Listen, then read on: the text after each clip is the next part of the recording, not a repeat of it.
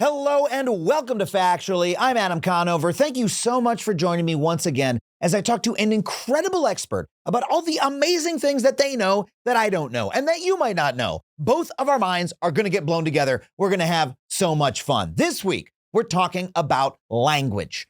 You know, people are constantly arguing about what the right and wrong ways to use language are, as though the rules of language were encoded by some grammar god from on high. But they're not. Language isn't a set of objective rules like math. No, language is created, changed, and used by people. And that means it will always resist our attempts to control it. There was actually a funny example of this the other year in the UK. A London primary school made a bold attempt to ban slang. And by bold, I mean pointless and stupid.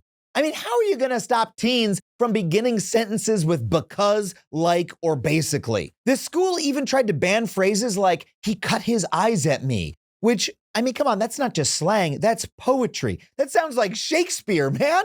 And it's a phrase, along with many others that were banned, that originated among marginalized people. Controlling language like this seems to be more about limiting the influence of certain people rather than the words themselves. And at the end of the day, it won't work. Because again, language is created by people, and people are irrepressible. If you set up a linguistic rule, you had better believe some enterprising kid is going to come along and break it. And when they do, they are going to use that new word, phrase, or sentence structure to mean something new, because that is what language fucking does, bro. Now, none of that stops language from being a constant culture war target. From the battles over ebonics in the 1990s to conflicts today over the use of supposed woke language. But those battles ignore something fundamental. The way people use language reveals something about them, about who they are and where they come from and what is happening in their world. So instead of telling people not to use language a certain way, what if we took the opportunity to learn from how they actually do use it? Well, fortunately for us, there is an entire field of study that looks at the relationship between culture and language called sociolinguistics. And on the show today, we in fact have a sociolinguist who has written a fascinating new book on this very topic. Her name is Valerie Fridland, and she's a professor at the University of Nevada, Reno, and the author of a new book called Like Literally Dude, Arguing for the Good in Bad English. And you are going to love this interview with her. But before we get to it, I want to remind you that if you want to support this show, you can do so on Patreon. Head to patreon.com/Adam Conover. For just $5 a month, you get every episode of this show ad-free. You can join our community Discord. We even do a live book club over Zoom. It is so much fun. Hope to see you there. And if you love stand-up comedy, please remember I am on tour this year. If you live in Illinois, Maryland, Missouri, or Rhode Island, come see me. I got a brand new hour of stand-up. I'd love to see you. I do a meet and greet after every show. AdamConover.net/tour dates to get those tickets. And without further ado, let's get to my interview with Valerie Fridland. Valerie, thank you so much for being on the show. Absolutely. I'm excited to be here to talk with you. So you're a sociolinguist. Tell me very briefly, what does that mean? Well, first of all, I am impressed with how well you pronounce that. That trips a lot of people up, which is part of the reason I went for that as my title. I love language. That's how I know how to pronounce everything. I love it. Because I know the English language front to back. I love it. All right. Well, we're going to test that as we go today. But okay. I would love to. I'm a linguist, a theoretical linguist, which means that I study the underlying structure of language, how language is formed in the brain, how your articulatory structure helps get language out.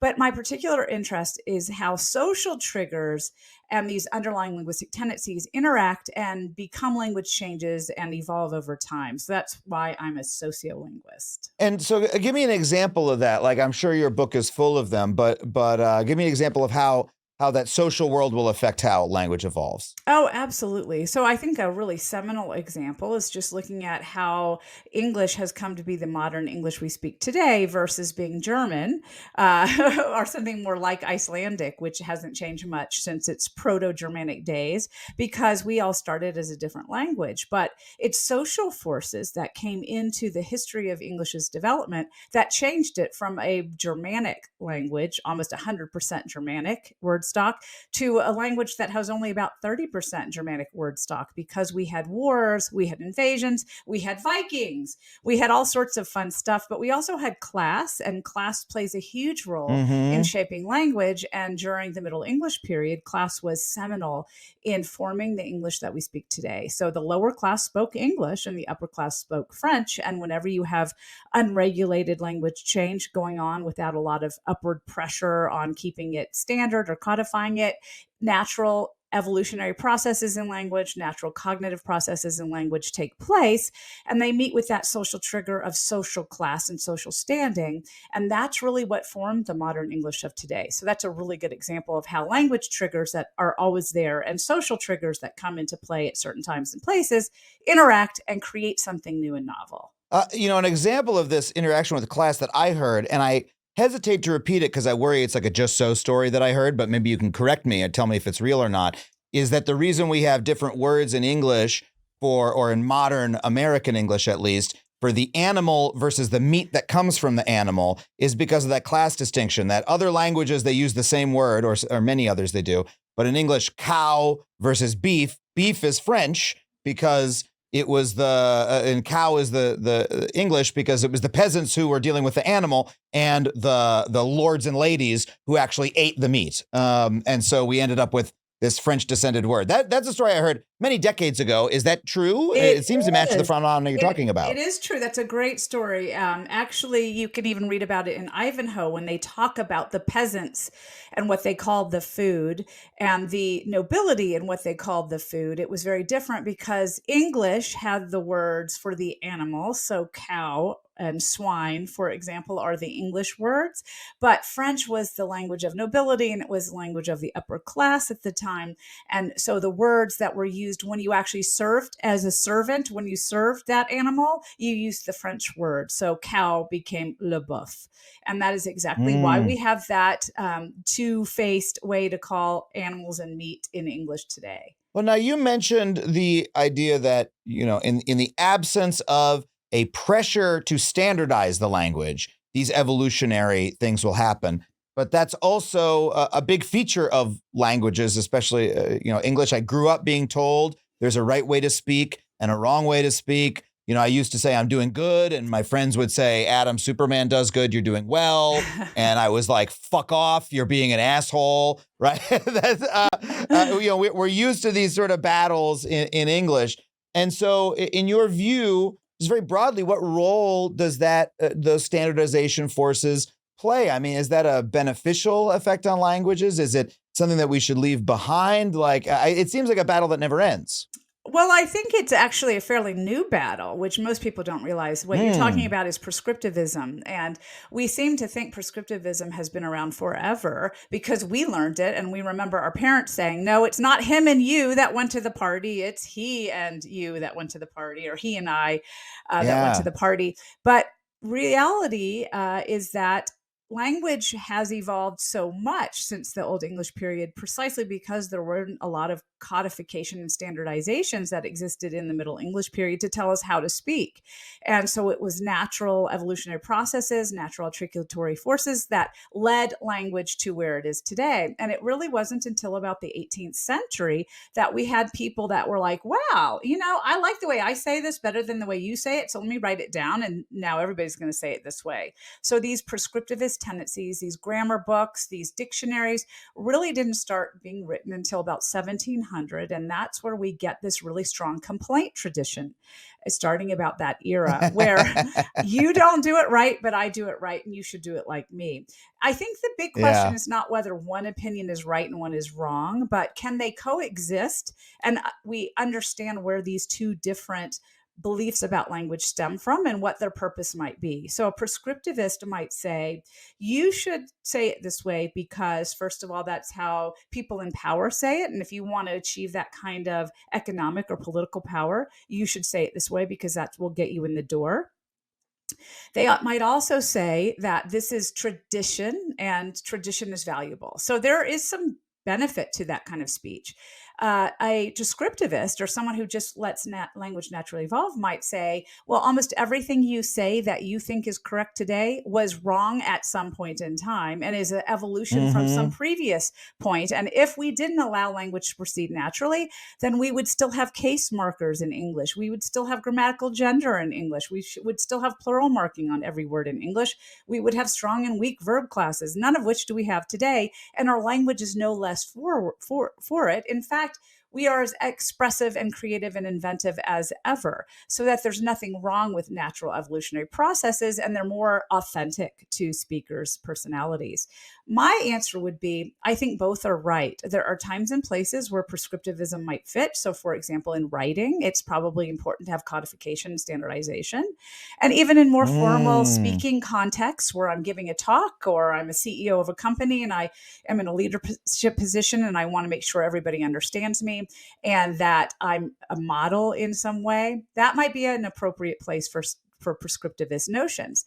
But if it's a teenager or somebody talking on the street or my friend or my neighbor, then if they start using that kind of language, I actually think they're an asshole. So it doesn't really serve Yeah, me if well. you're lecturing someone in person, on the proper use of the semicolon, and they're like, "Dude, I was just fucking talking to you. Like, I wasn't using semicolons." Like, well, you actually raised a really good point that I didn't even think of, because I often think of prescriptivism as being simply wrong. That, people claim that there's a right way to use language and a wrong way to use language, and I think that's incorrect. I think that language is, as you say, it's socially determined. And when someone says there's a right and wrong way, they're really making a statement about society, about people, about I'm the right kind of person and you are the wrong kind of person, and you should be more like me. I'm standard, I'm normative, I'm dominant, I'm the rule, and you're the exception. However, you do make a point that writing is very different from speech. That there are rules that I do sort of believe are rules in writing about, I don't know, I think you need to close the parentheses, very, very basic stuff, punctuation marks and things like that. And that made me, just you saying that made me realize, oh, wow, yeah, writing, just English writing for someone else to read is far more rule bound than speech is, and is actually a completely different way of using language. They barely, if you were to write down what I'm saying to you right now, it would be incoherent because I'm interrupting myself. I'm like inserting clauses in the middle of sentences and then trailing off. They're completely different ways of using language. And yet I understand every word that you said, because in Yeah. real speak context where we're face to face or, television screen to television screen, we we have context and we have background knowledge. We also can read other signs from our bodies, eye gaze, various things like that allow us to fill in those holes. But in writing, you're absolutely right. We don't have that contextual information and it wouldn't make sense. So we need more conventions in writing than we need in speech. But I want to clarify that speech has a lot of rules. So I think a lot of times people misconstrue what I'm saying to mean, okay, we don't have to have rules when we talk. It's not important. Because I absolutely agree with you that when we are judging someone on their speech because it's different from a prescriptive norm, we're just being prescriptivist assholes who think we're right and they're not. And that's not an appropriate way to frame someone else's speech. You can say, I don't like your speech. It's not my preference. But saying something is disliked is very different than saying something is bad, which makes a moral judgment. And when I'm telling you that you're not good enough because of the way your speech is, I'm telling you that I'm morally judging you on the basis of something that's just different than my own views and beliefs. But that doesn't mean that speech is not governed by rules. If we didn't have rules governing speech, we wouldn't be able to understand each other. We have lots of rules that govern speech. They're just not the type that appear in a grammar book or a dictionary. They're the type that we know in here, that we learn as babies, that we understand whenever we have a conversation, no matter who we are and whether we're literate or not. So, for example, if I tell you, Ted thinks that John knows himself well. Well, who does the himself there refer to? It has to be John. It can't be Ted, because of the rules that I understand as a speaker of human language. And a 2-year-old, if you give them like 2 different puppets to play with and to pick out, you say, Ted knows that John knows himself, and you name one puppet Ted and the other puppet John, they will always pick the right puppet to refer to himself, because that's an underlying rule of language that allows them to find the right antecedent. But these are unspoken rules that we don't need someone to put in a dictionary. And if we did, we'd have to wait till a kid could read, which would be way too late for language. So language is fundamentally a different skill than writing, and we shouldn't expect the same rules to apply. Wow, that is so cool. And my mind is blown whenever I encounter a rule like that. One that I learned a couple of years ago, and you'll tell me the proper version of it. This will be my dum-dum recitation of it.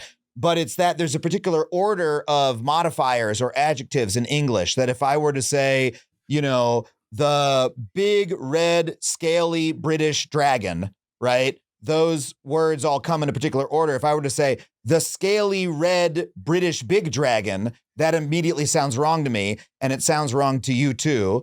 And there's like an order of, there's like quantity, size, where it comes from, what its demeanor is.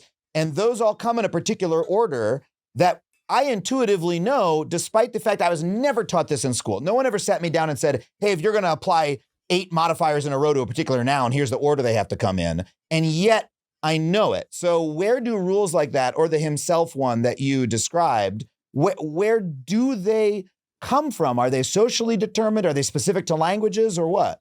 Well, you just walked into a big controversy in linguistics. Oh, no. Oh, actually, not oh, no. That's exactly what I love to wander into, is an academic controversy. Break it down for us. What is the controversy? Well, if you're a Chomskyan, meaning someone that follows the syntactic theories of Noam Chomsky, which has been a very influential field of thought in modern American linguistics, you would say, well, a baby is born with that. It's part of our innate grammar that we're born with. We are born talking, so that we're not physically talking, but we're born talking in our brain, that we have the specific area of the brain that's devoted to linguistic processing and syntactic structures.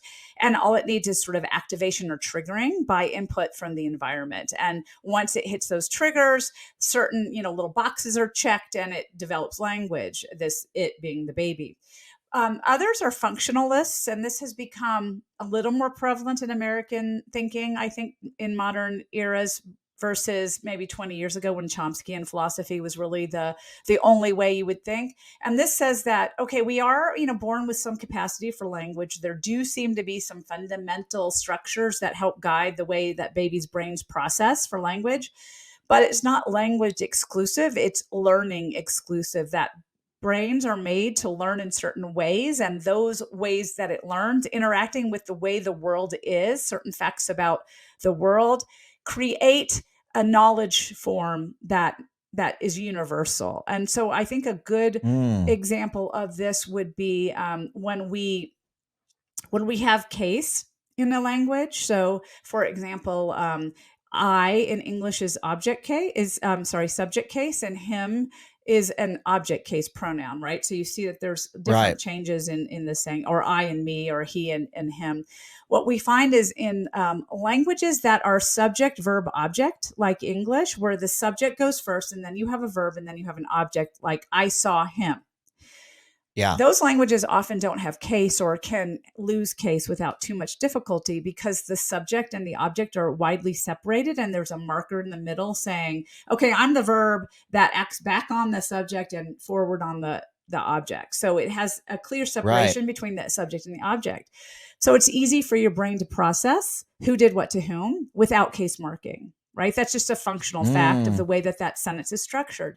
But what we find in languages that have the subject and the object close together, like a subject-object-verb language, I think Japanese is a good example of this. German is like this. I learned it in college. German is like, you're like, I, him, blah, blah, blah, blah, blah, blah, blah, blah, blah, blah, on Tuesday met. And then you have to wait all the way into the end of the sentence a lot of the time to find out what the verb is. And to see who is doing what to whom. Yes, right, exactly. So exactly like German, what you find is if you have the two subjects and the objects right beside each other, it would be very hard if you didn't mark with case to understand which was the subject and which was the object, because they both precede the verb. And so we just find as a natural functional tendency, languages that have that kind of structure have case. Languages that don't have that kind of structure don't have to have case. So these are functional developments that arise for our brain's ability to process information. So again, there are two very different arguments about how language occurs in the brain and how we learn these rules, but fundamentally it's from the way the brain is structured and how we're structured Yeah. as humans to process the world. That's really fascinating because whether you're a Chomskyite or a functionalist about it, and I don't think we need to dive deeper into the difference. Regardless of which one you are, this is part of the structure of how humans work rather than something you need to learn in a style manual or, that you need to be taught in school. It's actually absent from the rules that, you would learn in a setting like that because it's sort of built into us, which is it's really fascinating that the language pedants don't even bother to tell you about it. But there's all these other rules that they feel that they often need to enforce. Never split an infinitive, that kind of thing is very fascinating to me that we end up that some folks feel a need to have that kind of rule. Let's move on from the talk about prescriptivism, though. One thing I'd love to ask you about, I know you write about you write about like interject. I literally put one into that sentence. Interjections like or and I would love to talk to you about this because as someone who talks for a living, I actually happen to use a lot of them because I think a little bit faster than I talk sometimes. I have a lot of ideas. I tend to use those words. There have been times that people in the industry have told me you should really watch yourself for that and make sure you don't use those that often because they make you sound stupid or whatever. And then I go through a little period where I try to stop myself from saying so much. But it's so much a feature of my speech that I don't know.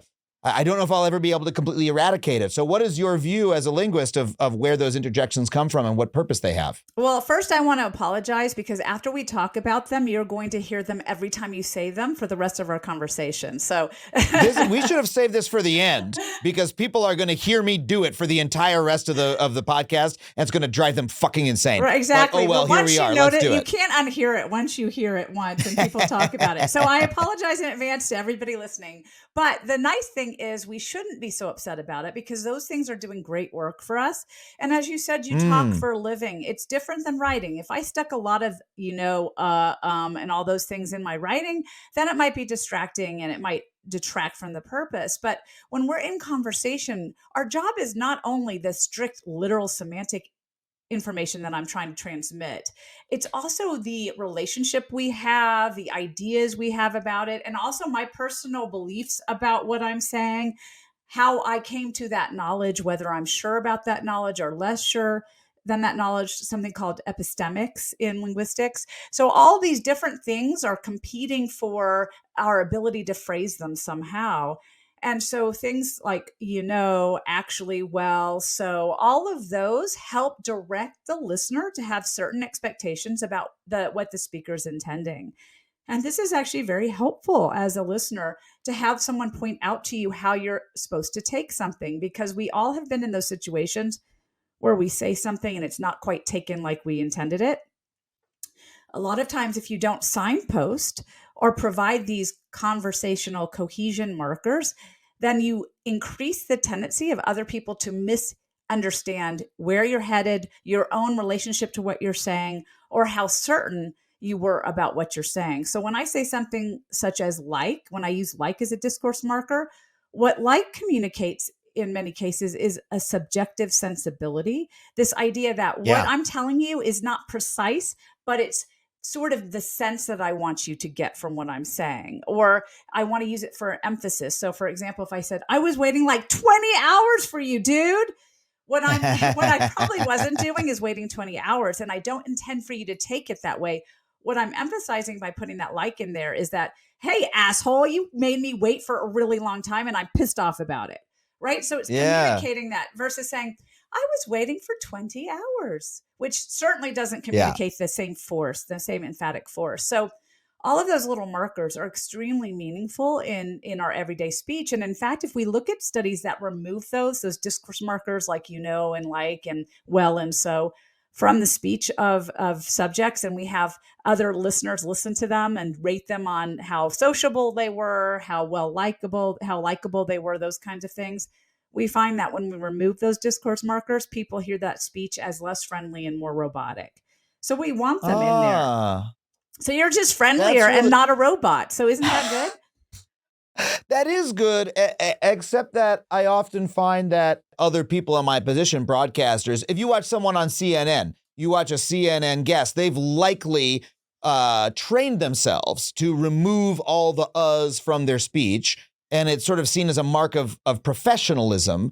And but do you think that maybe that's counterproductive because it's making those folks less friendly? It makes them seem stiffer or more broadcasty, or I suppose it depends on the medium, but. Well, that's actually a really good question, because I think what you're drawing attention to is two different things than what we were talking about previously. So I was mentioning discourse markers like, some, and well, but what you're talking about is and which are actually filled pauses. So those are fundamentally and functionally different than filler words, which is what you were talking about previously. And they do very different work. So where things like, well, so they actually are for conversational cohesion, and they signpost and provide some epistemic value often. So how someone is to take something.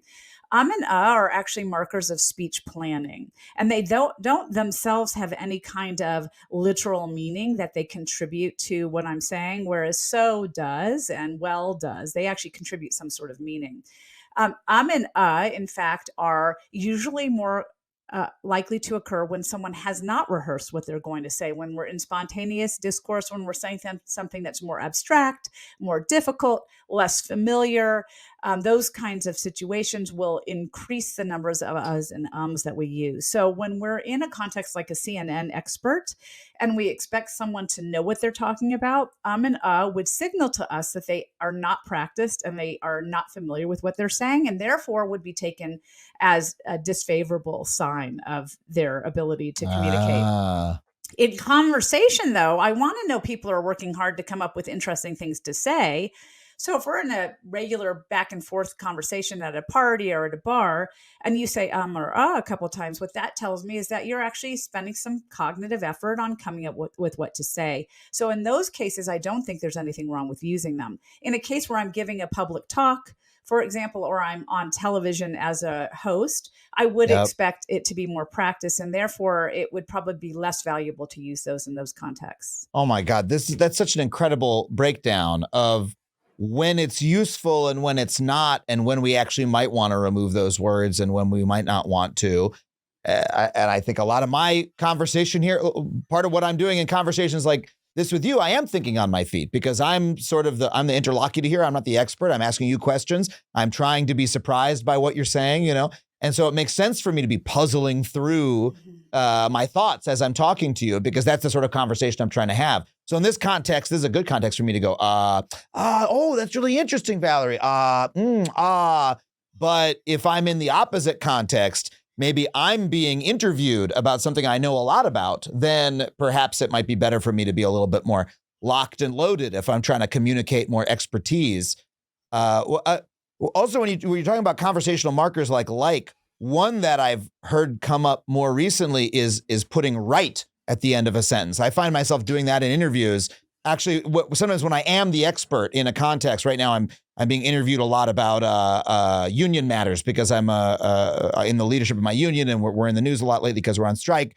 And so something I'll do a lot is I'll explain ba ba ba ba ba ba, right, ba ba ba ba ba, right, and I'll just sort of toss that little right at the end, and it feels like a similar sort of social lubrication where I'm trying to draw the audience along and communicate that I'm making an argument that I hope is going down easily. It seems like a cousin to rather than a cousin to perhaps. It's funny because I actually have an anecdote in the book where I was talking to a podcaster, and they were so relieved to hear me talk about all these different features of having a purpose and being useful, because they said that they're often called out for their over frequent use of right in just the same context you talk about it. So it must be a podcaster right. Another person who is regularly taken to task for their use of right in that same way is actually Mark Zuckerberg. He uses right a lot in that context. So see, you're in very good company. that right is Well, I don't want to be in company with Mark Zuckerberg personally. That's what we can get. That's a different episode, but I have my beefs with Mark. But okay, I understand that we might be using it in the same way. Please go on. Well, so what you're doing there is actually inviting the audience to make inferences. So when you use right in that context, you're pausing to let them catch up and say, okay, I'm checking that you're making the right inference and you're keeping up with me. So it's a listenership device where you're using it to help give them a moment to get up to speed, and then making sure that they're getting the inference you're intending. So a lot of times people Yeah. have disliked that because it causes work on the side of the listener. If you are inviting someone to make inferences, you're asking them to do work. And some listeners may feel like that's asking a lot of them to do actual work. So, I think it's funny that that bothers us, but I've heard that one in particular, that inferring right, to be something that people remark on quite often as they've noticed more and more in people's speech. But I think what it really is just a sign that we're in conversation and we recognize we have a listener in conversation. It's not just Yeah. us talking, right? You're actually, and I just used it. We're actually making sure that someone is there with us and moving along with us. Now, I think where people sometimes get upset is when they're listening to people on the radio or on a podcast and they're using that right. And maybe the people are not agreeing or not making that same inference. And that's where they're Yeah. getting a little tweaked about it. Yeah, they're like, oh no, not right. I disagree with you. Like, I think taxes should be higher or whatever it is. Yeah, exactly. But no, you're completely correct that I do it because I am trying to lay out an argument for the person listening, and I want them to come along. I was like, hey, are you still on the wagon? Like, are we still traveling together here? We're in this together. I'm not just like blah blah blah. I'm trying to, lay out a trail of breadcrumbs for you and hope that you follow it and we're in it together. And I'm trying to remind them of that. At least that's what I think I'm doing. It is wonderful to talk to you. You are like a therapist for podcasters. And I honestly think this is a fee that you should offer, where you just talk to people about the linguistic tics that everyone in the YouTube comments is getting on their ass about. Because it is something that happens to us as public speakers, is that as soon as someone comments on something like, oh, do I need to change it? And oh God, everything I'm doing is wrong. It's very, you can really get in your own head. And I guess I wonder, what is the value of trying to restrict your own speech in that way, trying to control your own speech and be rigid with it versus doing what comes naturally? Like a lot of times on a podcast, I just want to be my natural self, a little bit more up and talkative than my natural self, but I'm not trying to. I worry that if I were to police myself for the rights and the ums and the uhs too much, that I would become stiff and it wouldn't be as good of a conversation. What do you think? Well, I think then you'd get angry emails saying that you were too stiff and sounded like a uptight stick in the mud. So you're never going to make people happy. It doesn't matter what it is. There's always going to be something in your speech that people will respond to and dislike. And the more that you are not white and male, the more often that will happen. So women in particular in broadcast settings get a ton of voice hate mail, much more than men in similar positions, and African Americans likewise. So what's really interesting is we have this set belief about here's how someone should talk. But that belief is actually fairly fluid in the sense that even if someone talks the way we think we want them to talk, then something else in their speech is going to irritate us. So, for every like that annoys somebody in someone's speech, then they'll say, I hate how you use like. Well, they use so a lot, right? And then for every so at the beginning of a sentence that they use that someone else hates, that person uses well too much, or uses okay all the time, or uses right in the middle of their sentences. So there's always going to be something that someone doesn't like. And if we try to spend most of our time worrying about what people like and dislike in our speech, then we're not going to be authentic and real and have connections. And that's the point of speech in the end. And if we can move away from the idea that there is a right way to talk and a good way to talk, and then there's a bad way to talk, instead we look at it as there are ways that we have in common that help bond us as speakers, and other ways that help point to the fact that we are not the same person, and that's okay. Then I think we can be a more connecting, empathetic audience and speaker at the same time. It's just getting our head wrapped around that I can dislike the way that someone talks, but that doesn't mean that the way they talk is bad. And that's a crucial distinction. That is a wonderful message to take us to break with. But when we get back, I want to talk to you about teenagers and slang and all these crazy words that kids are always coming up with. But we have to take a really quick break. We'll be right back with more Valerie Fridland. Hey everybody, just a reminder, if you want to support the show, please head to patreon.com/Adam Conover. Just $5 a month gets you every episode of this show ad-free. You can also join our community Discord. We do a live book club over Zoom. It's so much fun. Would love to have you there. Patreon.com/Adam Conover. And just a reminder that I am on tour right now. If you love stand-up comedy, you can see me do my brand new hour in a city near you. Up next, I'm going to Tempe. I'm going to Baltimore, Maryland. I'm going to Batavia, Illinois, and I'm going to St. Louis, Missouri. Head to adamconover.net/tour dates to get tickets. See you there. And now, back to the interview. Okay, we're back with Valerie Fridland. Before the break, we were just talking about how women are often criticized excessively for the way that they speak, their use of language when they're speaking publicly. That's certainly true. I want to talk about another group of people who are often criticized for their language, which is young people. Teenagers or even kids are constantly being told that they're speaking wrong. In my intro, I talked about this case where a UK school is trying to ban the use of slang entirely, which obviously seems completely excessive. Why is slang such a sore spot for adults, and what purpose does it serve for young people? Well, first of all, anybody trying to ban slang, good luck with that one. There's just no way. Young people are the innovators in language, and pretty much we have them to thank for all the features of language we use today. Without young people, we would have no linguistic revolutions. We would have no innovations. We would have no new words to describe the experiences that we have in our world. So it's funny that we want to eradicate what they add to our language instead of embrace it. But I think a lot of it is because what we notice that young people do is invent novel slang that's maybe a little counterculture or rebellious or even taboo in some ways. And a lot of what they say is never going to hit mainstream and become the language of our future. But the more underlying things that they introduce, the new ways of using language innovatively, like saying adulting sucks from adult, they follow the pattern that many of us have trod before. So for example, parent was a noun long before it was a verb. So if I say parenting sucks, nobody blinks an eye. And most of us that are parents would approve of that message. But when I say adulting sucks, I roll my eyes because teenagers are using language in a bad way. But we didn't really see the word parenting come into widespread use until the 20th century. It was always a noun before that.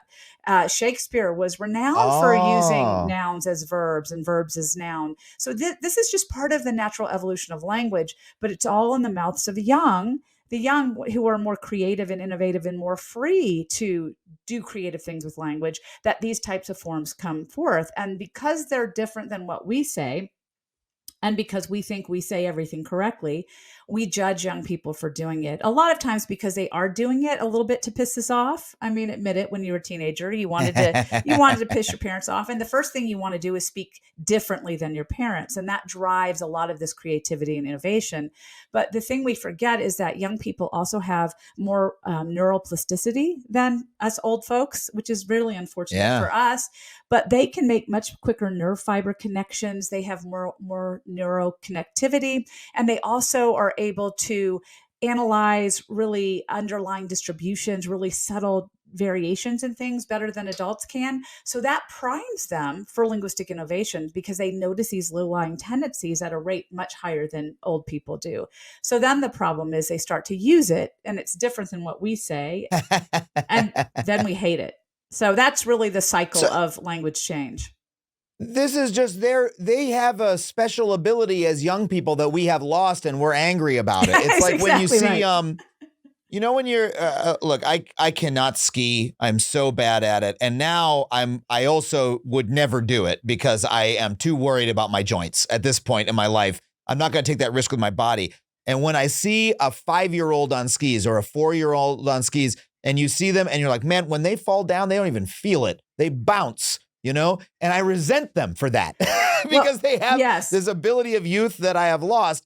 Maybe that is why we get mad at them. We're like, you're coming up with new words. I can't do that anymore. Exactly. Well, also remember that when you're 5, you're only 2 feet from the ground. That helps when you fall. Yep. But yes, it's partially that. It's partially that we are a little resentful of their creativity. But I think a lot of it has to do with the fact that we see young people as not quite fully formed. And a lot of times they use language in ways that are slightly rebellious. I mean, the attraction to new forms of young people is usually because it's different than what parents do, and it's a little bit rebellious and nonconformist. And then as adults, we are constantly telling our kids to slow down when they're screaming down the mountain, right? And we're doing the same thing with language. So even though we might teach them to ski, we don't teach them to go 100 miles per hour skiing. Same thing with language. We give them the fundamental structure of language. That's our role as parents. And when they're born and we're giving them input, they're getting our system as the fundamental system. But then they go to school and they do something called vernacular reorganization, which is just the fancy linguistic term for they look at their peer group and go, wow, they're so much cooler than mom. I'm going to be like them. And then they adopt that because that's really who they want to model themselves after. But I think parents can rest assured that all of that finds its place. And we go through these periods in adolescence where we're really attracted to these rebellious, nonconformist, maybe even non-standard, maybe even offensive things at times. But what we find is something called age grading. As kids get into the professional work world, as they become adults and become parents, they naturally start to adjust their speech towards those old, boring, traditional norms that older speakers adopt. So whatever was coming up as a new feature in their speech that's not stigmatized will become the new norm, but stigmatized or rebellious features tend to get dampened in their rate and they don't get used as much. So like use is a good example. A lot of people hate like, they think their kids use it too much. They want to kill it in their kids' speech. But as kids move from being a 17-year-old, like user in every sentence to a 25-year-old professional, they will naturally start to use like less often, even though they won't eradicate it completely from their speech, but they'll use it at a level that's not highly stigmatized anymore. It's just a natural transition that happens. That's so cool. One of the things I think is coolest about the way teenagers or young people use language is there's like a natural creativity that is so exuberant that like every school in America has its own slang that no one else has ever heard. I had a friend who was teaching school at a high school in Brooklyn for just a couple of years. He's a substitute teacher, and he was telling me the kids' slang. This is about 10 years ago. He said that kids were using the phrase "it's quiet for that now" to mean that something is boring or that it's like old hat. It's passé. Or that you shouldn't do something because it's the wrong time. Like you shouldn't, if you're like singing a song during study hall or whatever, it's quiet for that now. We're not doing that right now, And I love that phrase. I just love saying it. I still say it to my girlfriend around the house. Nah, it's quiet for that now. She's like, you want to watch that show? Nah, it's quiet for that now. I don't like it anymore, But it's like this particular piece of slang. I mean, maybe people know, maybe other people in the comments have heard it. Maybe it was all over New York City in 2012 or whatever. But I never heard it except from my friends who reported it, hearing it, in the wild. And I'm sure that kids at that school are no longer saying that they're onto something else new. And that is, I think, the coolest thing. That's the true folk process. That's people coming up with their own exuberant uses of language that means something to them, and then it sort of dissipates over time. I think that's an amazing thing about language. It's remarkable when you watch young people and language and how they engage with it, create it, innovate it, and then leave it behind or embrace it for the future. So a lot of the things you're talking about are slang terms or words themselves. So my daughter's always using the ones like, they're such a pick me. And I'm like, what? A pick me? What do you mean a pick me? But what she meant was you remember in school when you would be the one wanting to be on the volleyball team and you'd like, pick me, pick me. Well, now they use that word to mean they're always trying to get out in front and be the person chosen. So they're always somebody who needs to be the center of attention. So my daughter's like, oh my God, what a pick me. So they've used this creative knowledge of, this idea of what you do for sports or in gym class to become a descriptor of a person's specific style of interacting or engaging. Or she'll say, yeah, I'm so aggressed, which is, I'm angry. It's just, they're really creative and wonderful with language. But those are vocabulary words, which are actually pretty ephemeral in language. So they can pick them up and use them. And then when they're not cool anymore, or too many people do it, or especially if adults start to pick it up, then it's bye-bye, right? I'm not interested. But what we don't understand is that young people are actually the heart of language evolution more generally, so that what they're doing with language at a much more subtle structural level, the changes that they're making in very small tweaks and refinements, are actually going to be the future of our language in bigger ways. So let me give you an example that maybe you hadn't noticed. When you're using words like everybody, somebody, nobody, do you even say buddy anymore? Or do you say everyone, someone, no one? Everyone. I actually couldn't tell you. I would think I use, let's see, everyone was there. Everybody was there.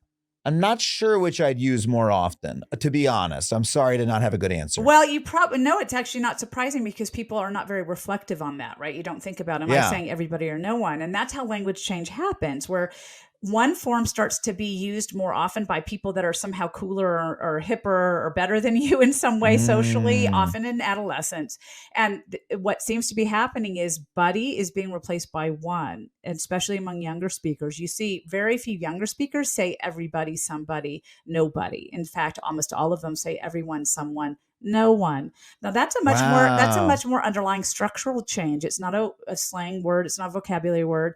But when we look now at older speakers, we find that starting to creep into older speakers' speech. So when we do a study and we look at different age groups, what we find is that everybody, the buddy in those words, is losing ground to one, which will be in 10 years, 15 years, probably the only form that we use anymore. And everybody and nobody will seem very archaic and old. So these are actually the more substantive types of change that young people bring into our language. Another good example is using wait as a discourse marker.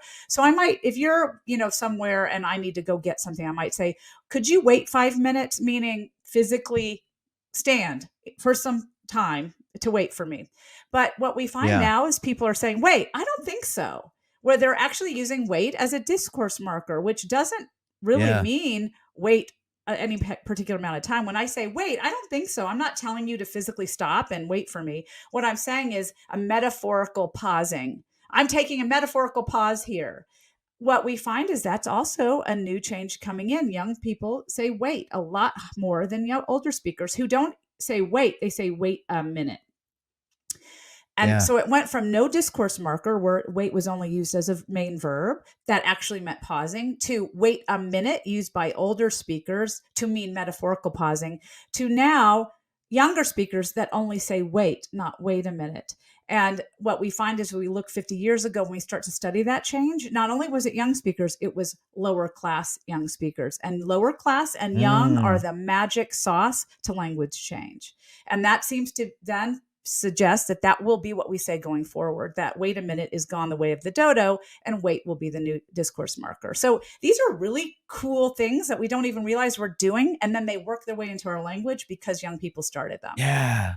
That is so fascinating. Now, I was about to ask you about race and language, because that's, there's a lot of interactions there in American life. You just brought up class, though. Class and race often intersect in American life. So how do those elements come into it? I mean, obviously, there's history of race in America is very fraught. A lot of our, I think, greatest language innovations come from marginalized groups throughout American history. How do those things work together? Well, absolutely. Just like lower class speech features being something that is often a triggering impetus for change, so is ethnicity. And not only that, but it could also be things like not necessarily ethnicity, but other subcultures that are marginalized, like drag culture. Drag culture has actually brought a lot of words into our language. So, for example, Vogue is a word that came from drag culture. And I think the word of the year this year was a suffix called ussy, which was the ussification. Wait, whose word of the year was that? Was that Merriam-Webster? Who that was the American Dialect Society's word of the year, because that was also from drag culture, where it was the ussification of all things could be ussified. Dude, the American Dialect Society is cool, man. You're with it. Cool. I assume you're a member. I am a member. I am a voting member. Yes, I You voted for Ussie. I did not actually. There was another word I really wanted. I have to say, Ussie was a runner-up, but I can't remember what it's gone. I don't even remember it anymore because it didn't win. Oh, wow, because it's not the word of the year. Well, no, Ussie is like, look, all you got to do is look at the TikTok comments and you'll see that Ussie is indeed the word or the suffix of the year. So yeah, I mean, tell me more about that phenomenon. Well, what happens is things happen in adolescence that are cool and interesting that have nothing to do with the types of things that we value as adults, especially standard speaking adults who disdain anything associated with marginalized groups or groups that we disfavor in society. But when you're a young person and you're in school or you're in a community, what you really want to do is stand out in some way. You also want to sort of project these different kinds of identities. And a lot of times that's tied into these groups that are marginalized in society, such as African American culture or drag culture or whatever culture that you're identifying with. But particularly in inner city schools, if you want to, not get beaten up for your lunch money every day, one of the ways to do that is project speech features that signal toughness, nonconformity, physical strength. And one way that particularly young white men do this is to be adopting the features from groups in school that they identify as physically tough, as rebellious, as nonconformist, as dangerous in some way. And even though these are stereotypes about those cultures that are not true to the cultures themselves, they have much more depth than that. The features that those groups use, so African American features in particular, are often then appropriated by these young men to personify those identities, like being tough, being cool, and being macho, to help them fit in the world. And then these features then grow up with them. So they become part of the language of the larger mainstream culture, which is how we get a lot of features like even the word jazz, which was actually an African American word, get into mainstream culture. And I think one way we see it now is woke. The word woke was actually an African American English word that now has made it into mainstream culture, for better or worse, depending on how you look at it. Well, then depending on how it's used, I mean, the problem is that even though these are the folks who are, being incredibly innovative with language, right? As you say, the intersection of youth and class and marginalization that sort of cause the innovation and also cause it to be adopted by the more, by the dominant, normative folks. It's the marginalized groups who get criticized for their use of language or attacked for the use of language. I mean, just, having gone through, in the 90s growing up and, the war over ebonics as a phrase where that became a punchline, right? As, a pretty well-meaning linguistic project was turned into a joke that was, on everybody in white culture made fun of for a couple of years at the same time that they were then appropriating those same words and those same speech patterns is like a really pernicious cycle, is it not? Absolutely. I mean, the funny thing is that we really hate language change. We think it's somehow bad, that it points to some sort of decay in society, but it's really because language change typically begins in the groups that we have stereotypes or prejudice against. And because of that association, we dislike it and we try to push it away. But it's very much the fact that we don't police our language when we are members of marginalized communities according to the norms of the dominant society, that we allow in-group markers to develop, that we allow different linguistic tendencies that are underlying all language to just effect change in our varieties, that those things come out of those groups rather than the groups that maintain these standards and forcibly don't let their language adapt. And then it becomes staid and boring and it doesn't have much life. I mean, look at Latin, right? We don't allow Latin to change, and no one's using that to hang out and go to the bars and form solidarity and connection. But when we allow language to emerge and become naturally communicative, naturally connection making, naturally part of our identity process, then it becomes something that other people look at and basically want to take over because we want what that represents. We want the social connectedness that we feel those features amplify. So when I hear someone using really low, sort of informal, low-class speech, it might seem bad to me as a speaker of standard English, but it also means like they're informal, they're intimate, they're relaxed, they're familiar, they're friendly. right? It has these other Yeah. associations. And when I'm an adolescent, that's really attractive to me. I want that. I want Yeah. to have that. And also, even when I'm a standard speaker, when I go home and talk to my kids, or I go home and I talk to my spouse, I don't want to come home talking like the office. I want to use the speech that's connection, the speech that's familiarity, the speech that's intimacy. And you can't get that without some emphatic senses, some subjective senses, some natural laid back kinds of features. And those are what we draw from in marginalized group speech, because that is what that has come to represent: the connection, the community, the social identity of friendliness, of companionship, of solidarity. So it's something that even the most priggish people who want to criticize marginalized group. And by the way, when you say we don't like that speech, I like to think that I do like it. I like to think I'm more broad-minded about it. But even if somebody is that priggish about it and they're like, oh, how dare they talk that way? They're still hearing that language going, oh, I wish I had that level of community. I wish I could partake in that a little bit. And they end up adopting those words because it like communicates a certain level of informality and ease with other people that we all kind of crave in our lives to have, and you can, you hear another community talking with that kind of ease. You're like, I want to use those words too, because they communicate comfort and community in a way that I crave, and that I don't get from my formal, rigid office, white, affluent talk, right? Right. And I think there's also, especially with African American speech, there's an edginess and a countercultureness that we tend to find associated with those kinds of speech forms. And a lot of that has to do with the very fact that we marginalize those communities, right? When we push a community to the extremes, to the edges, then we also create a situation where we almost envy their status as outsiders and as rule breakers and as sort of being non-traditionalists.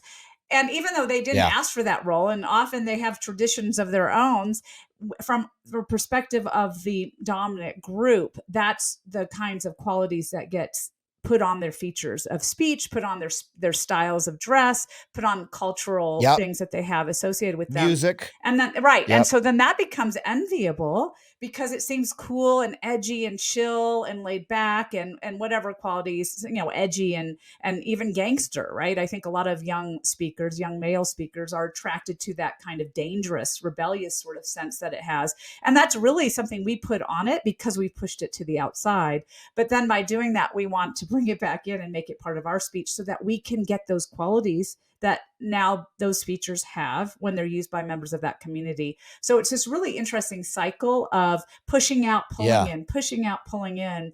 But then, of course, what happens is young speakers adopt it, and then older speakers who don't see the value in it disdain their speech as well, until those become more dominant and are used in wider culture. So when words like jazz or woke start to get picked up and move more mainstream, we almost forget where they came from, which then is a disservice, of course, to the people that started them. So it's a weird, vicious cycle. Yeah. I mean, you're describing really the structure of how racism and marginalization eventually leads to appropriation and, in some cases theft, in some cases productive borrowing.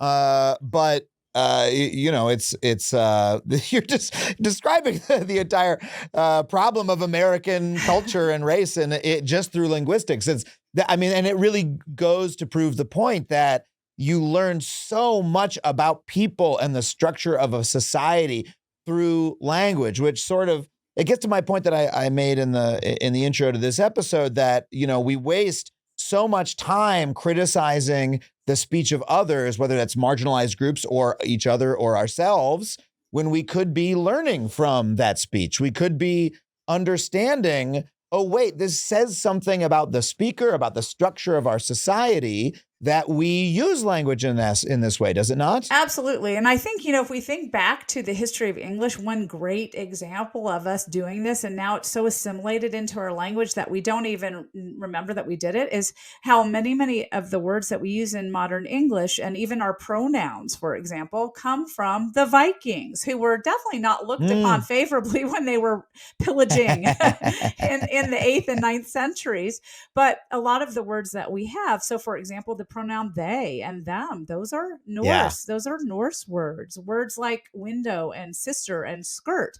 Those are Norse words. And the interesting things about the words that we borrowed from Norse, from the Vikings, are their everyday words. They're words about life. Because when we interacted with the Vikings, when it wasn't vicious, obviously, when it was, in everyday interactions, it was about the day-to-day work of life. It was about seeing each other in the farms and learning from each other in those casual interactions. But when we interacted with the French, it was up. Right? It was because they were the rulers. It was us as the servants and them as the rulers. So the types of words that we have from French tend to be the highfalutin words, words for medicine, words for law, like the word judge, the word prison, the word government. Those are all from French because that's the kind of interaction we have with them. So when we look at even the types of words that come in from these different subcultures, we learn a lot about our relationship with those speakers. Yeah. And man, it's just, as soon as you start looking for this stuff, you see it everywhere. I mean, even what I do, stand-up comedy, right? It has its own language. It has its own way of speaking. One of my favorite things to do is talk to other stand-up comics in a green room. And we have our own, it's not quite a dialect or even a, sort of a, Carney language or anything like that. It's just like there's a few unusual words. There's a few unusual ways of speaking. There's an extreme casualness that like connotes that we're participants in a certain world.